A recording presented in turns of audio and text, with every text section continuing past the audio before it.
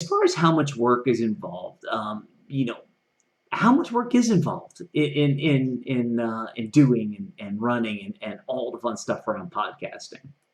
Okay, if someone's listening, if there's one thing you could take from this, if you think you're going to start up a weekly show and spend 2 hours a week or an hour a week on everything, I hate to burst someone's bubble, but it's probably not going to happen. There is a fair amount of work that goes in. Now, there's a big reward too. You're putting out your message to the world, so that's where I'm trying to bridge that disconnect. But there's a lot of work that goes in. I know a lot of podcasters. I don't have my own show, but first of all, I mean, you're booking guests. Like, how are people coming to you? There's a time involvement in right there. You get the person on the phone at a mutually, I guess, a time that works for both of you, and then you're having your pre-chat like we did. You're going through the interview. You're having your post-chat.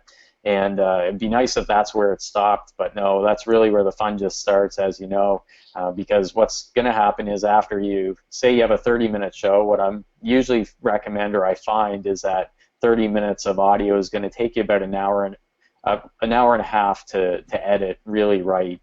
And when I say edit, that's going through the interview and taking out the pauses and the lip smacks and making sure the host and the guest volume, are similar, so you're not going to blow out the listener's eardrum and make it an enjoyable experience.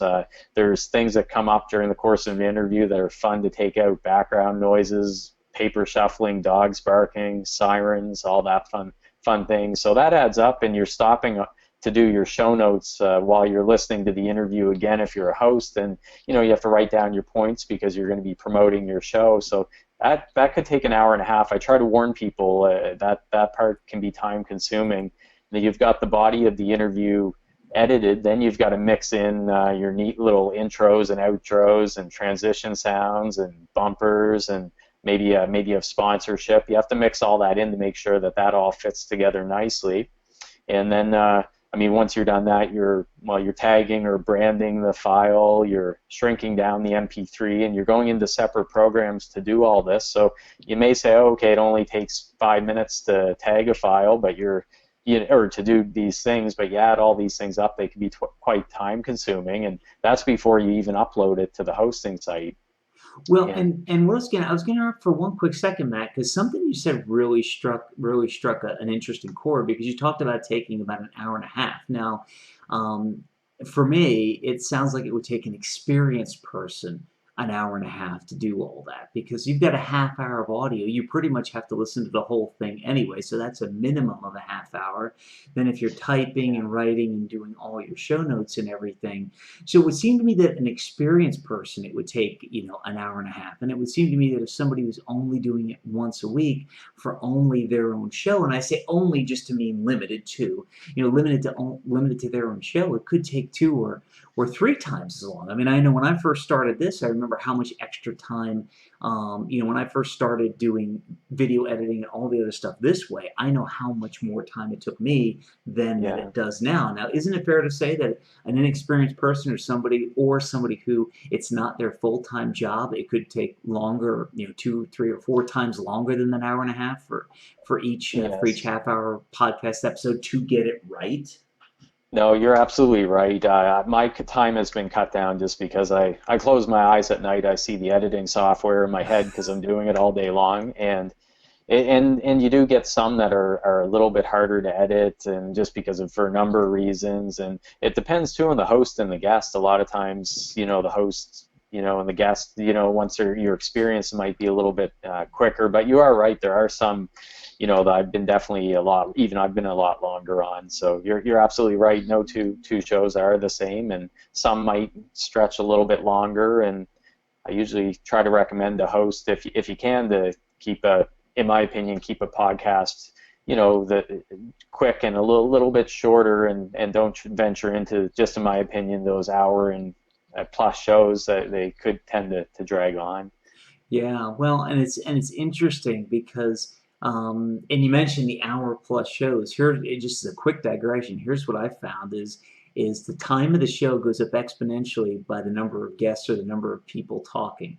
It seems like if you Yeah, keep that's it true. if you keep a show to one guest, you can probably get it done in about a half hour. I mean, look at the way we do Expert Showcase. I mean, we do Experts Focus, and we do Hero's Journey in one segment, Expert Focus in another. They're really their own two little mini, they could be their own two little mini podcasts because they have their own subject matter. And they work well at a half hour with only one guest. But you look at something like SourceFed, who has 4 hosts on it. They fill an hour very, very quickly because they're all talking and everybody wants to talk and and converse. So without I guess the point there becomes I think this also flows into understanding how much work to wrap it back in there. Would you agree that if you want to have that your work is probably increased by the number of guests you plan to have on your podcast, either simultaneously or in a row on a given broadcast, or do you think that doesn't affect it at all? No, I think you're right. You can't shortchange a guest. All the shows I work with, to be quite honest, are just a host and guest, or a host doing a little monologue or a solo show. So I haven't come across. I've listened to a few podcasts where they've had multiple guests in, and I think you want to give everyone a fair try. And I guess there's sometimes where a longer podcast works well is when you're driving in the car and you really have a subject that you're passionate about. If there's an hour-and-a-half podcast, that's great because you're listening to it right straight out. Yeah. So just sometimes it could drag on and affect the listeners, I guess, attention span. Epic. So before we get into the next bullet point, which is the importance of remaining consistent, is there anything else you want to leave our audience with today about understanding how much work is involved in doing a podcast? Yeah, I think if you go in, how does that work? It's you expect the best but prepare for the worst, I think is kind of how it says, because a lot of podcasters are passionate people, but I mean this is also, they're doing this on the side. They have a full-time job and they've got lots of kids, things like that on the weekends, so that can really affect, you don't want your passion project to be something that's tied around your leg and pulling you down, that you're dreading and things like that. So I think that my advice is just be realistic on what it's going to do. If you want to put out, whether you're doing it yourself or outsourcing it, just be realistic that there are quite a few steps involved to put out a quality product, and know what's involved before committing to starting up. Epic. And that kind of also leads us into the importance of remaining consistent. To watch the rest of this epic episode now, click on the link below the video. Do it now, you'll be glad you did. Are you still here? What are you waiting for? Watch the rest of this epic episode now by clicking on the link below the video.